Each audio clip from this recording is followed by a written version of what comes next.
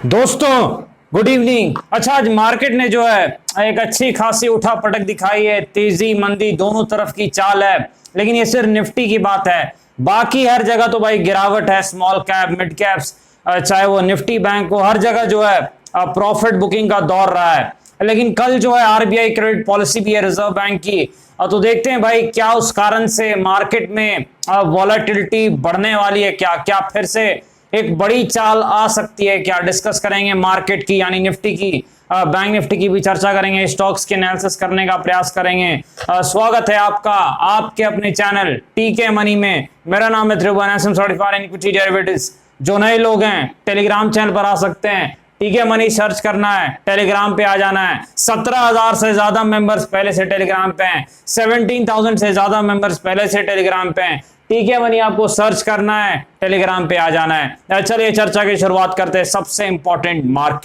Market यानी Nifty. देखिए market में जो है, अब पहली चीज हम विक्स देख लेते हैं। विक्स जो थोड़ी गिरावट हुई है, 12.8 के आसपास आया, तो ये चीज ठीक है भाई।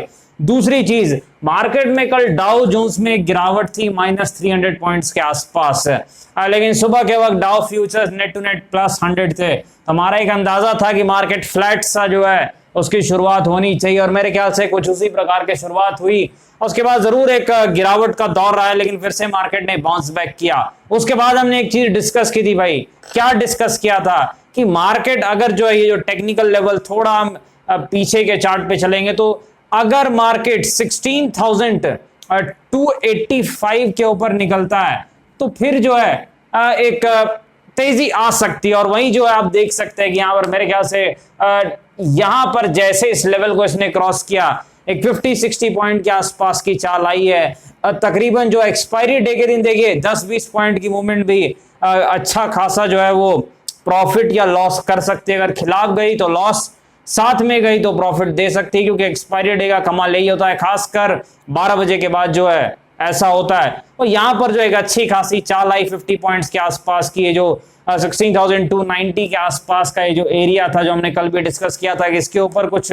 इसको निकालने के बाद एक ऊपर की तरफ तेजी आ सकती है, और वो चीज जरूर हुई। कहीं ना कहीं 50-60 पॉइंट्स के आसपास की चाल आई है। लेकिन अब आगे क्या भाई? देखिए हमने कोई भी रेजिस्टेंस डिस्कस नहीं किया था कल भी, क्योंकि कोई भी इमीडिएट रेजिस्टेंस दिख नहीं रहा है चार्ट पर। हाँ, 16,500 एक मानसिक लेवल है, तो हम कह सकते हैं कि रेजिस्टेंस का काम कर सकता है, क्योंकि मानसिक लेवल कई बार रेजिस्टेंस या सपोर्ट का काम करते हैं। ये चीज आपको याद में रखनी। राइटर्स यहाँ पर पहले हम देख रहे थे भाई, राइटिंग कहां पर है।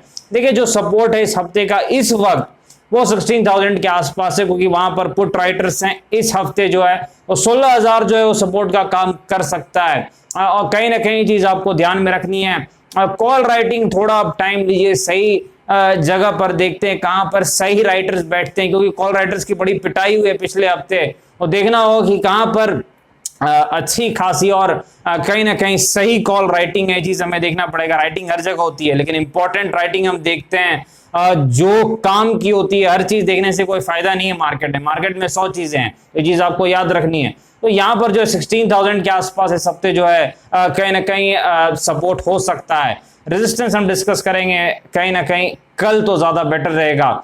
लेकिन चार्ट पर क्या दिखता है ये ज्यादा इंपॉर्टेंट है, क्योंकि चार्ट के बेसिस पर ही जो है ट्रेडिंग करना आसान रहता है। तो देखिए चार्ट पर अगर हम चलते हैं यहाँ पर, तो सपोर्ट रेजिस्टेंस कहां पर हो सकते हैं, एक बार हम निफ्टी का चेक कर लेते हैं। देखिए पहला जो एक सपोर्ट निफ्टी का हो सकता है वो ये जोन हो सकता है, ये जो आपको दिख रहा है 16,200 के आसपास का एरिया, 16,200 के आसपास का इलाका निफ्टी का पहला सपोर्ट हो सकता है। ये चीज आपको याद रखनी। रीजन क्या है? यहीं से इसने पलटी मारी थी, तो जहां से पलटी मार के बड़ी चाल आती है और डे लो भी है, तो वो कई बार सपोर्ट का काम करते हैं।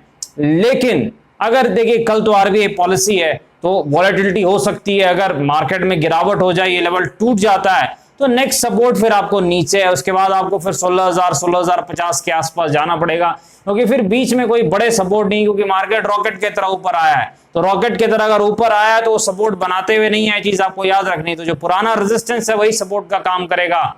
एसआर थ्योरी जैसा कहती है, R इक्वल टू एस बन जाता है यार, तो ये चीज आपको याद रखनी है। तो यहां पर जो है रेजिस्टेंस 16,500 आप जरूर कह सकते हैं, क्योंकि एक मानसिक लेवल है। लेकिन टेक्निकली कोई बड़ा रेजिस्टेंस अभी भी चार्ट पर नहीं है, ये चीज आपको याद रखनी है। छोटे मोटे रेजिस्टेंस है एक, लेकिन ज्यादा काम के नहीं है, वो रोक नहीं सकते मार्केट को, ये चीज आपको जरूर ध्यान में रखनी है।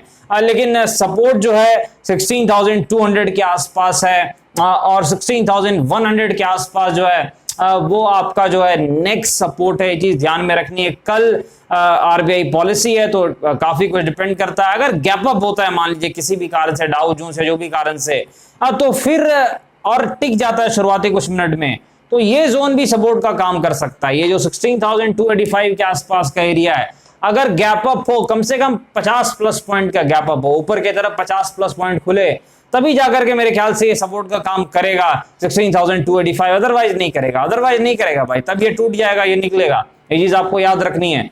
गैप अप होगा, थोड़ा टिकेगा, तभी ये लेवल काम करेगा, वरना नहीं टिकेगा, ये चीज आपको जरूर ध्यान में रखनी है। आगे बढ़ते हैं भाई, निफ्टी बैंक के पास चलते हैं। देखिए निफ्टी बैंक थोड़ा कमजोर रहा है निफ्टी के मुकाबले, इसमें कहीं ना कहीं गिरावट रही है। कल ज्यादा भागा था तो आज हिसाब इसने बराबर कर दिया है कहीं ना कहीं जो है, और एक ठीक ठाक प्रॉफिट बुकिंग देखने को मिली है यहाँ पर निफ्टी बैंक में भी। कहीं ना कहीं जो सपोर्ट रेजिस्टेंस है एक बार हम चेक कर लेते हैं। देखिए निफ्टी बैंक में जो पहला इंपॉर्टेंट यहाँ पर रेजिस्टेंस दिख रहा है 36,100 के आसपास दिख रहा है, 36,100 के आसपास। देखिए निफ्टी बैंक ने अच्छी खासी जो है आज गिरावट भी दिखाई, इसमें कोई शक नहीं निफ्टी के मुकाबले। तो यहाँ पर 36,100 पहला रेजिस्टेंस है, लेकिन आपको एक चीज ध्यान में रखनी है, कल पॉलिसी है तो निफ्टी बैंक बड़ी चाल भी दिखा सकता है, दोनों तरफ तो तैयार रहना है। बड़ी चाल नीचे की तरफ कब आएगी, अगर 35,700 का सपोर्ट टूट जाए, 35,700 के आसपास एक सपोर्ट है, छोटा सपोर्ट है, बड़ा नहीं, छोटा सपोर्ट है, बड़ा नहीं। तो अगर ये टूटता है तो फिर मेरे ख्याल से नीचे की तरफ एक चाल बैंक निफ्टी में आ सकती है, जो आपको कुछ पॉइंट जरूर दे सकती है। 35,700 के आसपास वो छोटा सा सपोर्ट है, चीज याद रखनी, बड़ा सपोर्ट नहीं है। और यहाँ पर जो रेजिस्टेंस कहां पर है 36,100 यानी 36,100 के आसपास है बैंक निफ्टी का रेजिस्टेंस, ये भी आपको ध्यान में रखना है। कहीं ना कहीं थोड़ा जो है कम क्वांटिटी में काम करने से कल फायदा है, क्योंकि खासकर 10 बजे के आसपास जब वॉलेटिलिटी होती है, जब आउटकम आता है पॉलिसी का, तो उस वक्त थोड़ी 5-10 मिनट के लिए अच्छी खासी वॉलेटिलिटी रहती है, तो वहां पर देख करके ही काम करने में ज्यादा फायदा रहेगा। ये चीज आपको जरूर ध्यान में रखनी है। चलिए आगे चलते भाई, स्टॉक्स की तरफ चलते हैं, आरबीएल बैंक के पास चलते हैं।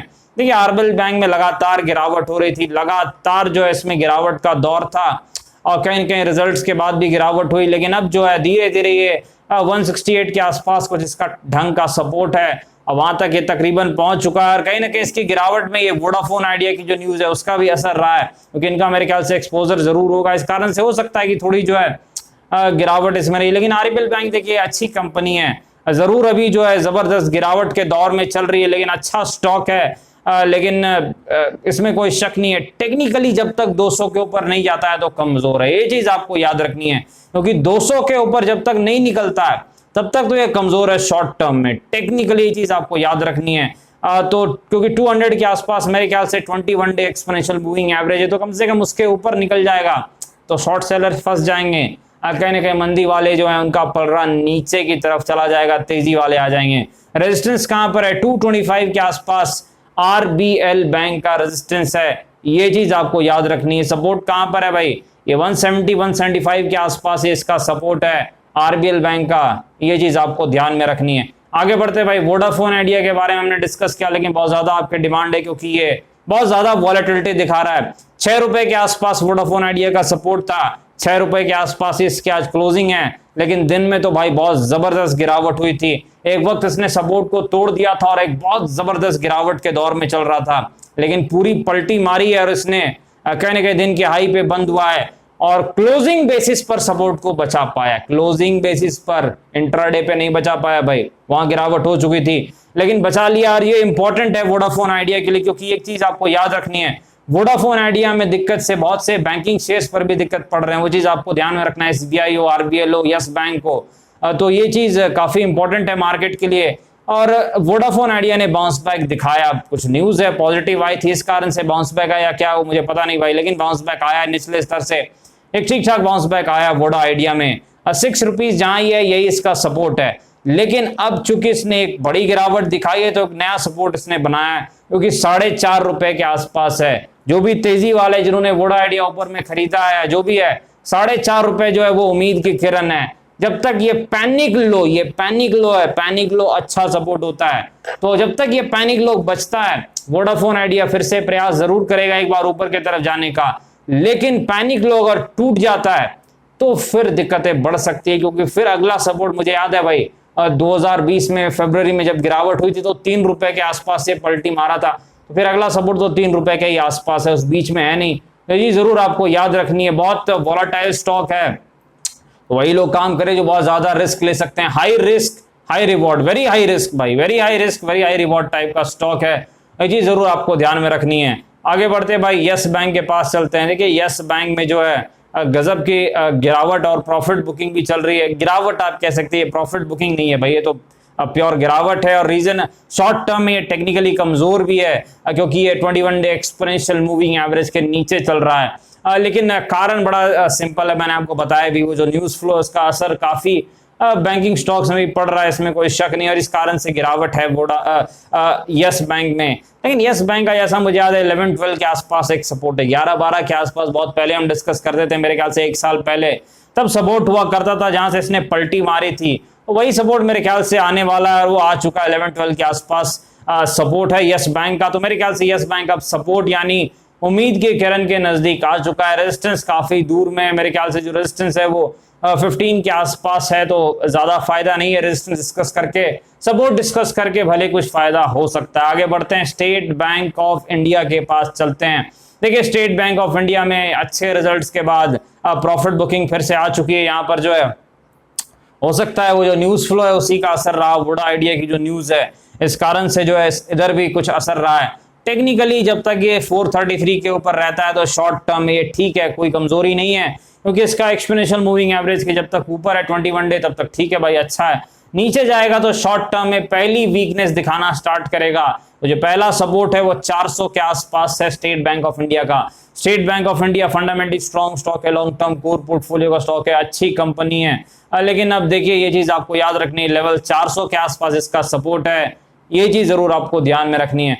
आगे बढ़ते हैं भाई आलोक इंडस्ट्रीज के पास चलते हैं। जबरदस्त गिरावट हुई है, सपोर्ट टूटते ही जो है पैनिक सेलिंग यहाँ पर हो रही है, जबरदस्त गिरावट होते जा रही है। तो अब अगला सपोर्ट कहाँ पर है भाई, वो तो पुराने जो दिन थे 3-4 महीने पहले वाले वही सपोर्ट है। अब 1920 के आसपास इसका अगला सपोर्ट है, ये चीज आपको याद रखनी, क्योंकि इसने एक अच्छे सपोर्ट को तोड़ दिया है जो कि 24-25 के आसपास था। इसमें कोई शक नहीं है कि small cap mid cap stocks में जबरदस्त गिरावट 3 दिनों से चल रही है और उसका शिकार ये भी हुआ है, इसमें कोई शक नहीं है। पर एक ही फर्क है भाई, बाकी लोग दौड़ने के बाद गिरे, ये दौड़ा भी नहीं है और ऐसे ही इसमें गिरावट आ गई है, तो ये अलग चीज हुई है, इसमें कोई शक नहीं है। तो अब याद रखना है कि कहां पर रेजिस्टेंस है।